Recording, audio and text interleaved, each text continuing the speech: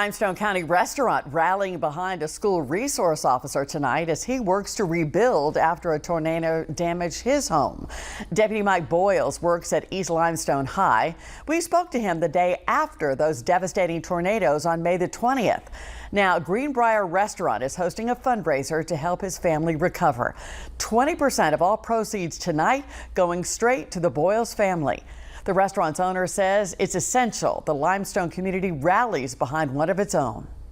I knew Mike back when we were kids. We were in the same Cub Scout pack, and as a matter of fact, his father was the Cub Scout leader.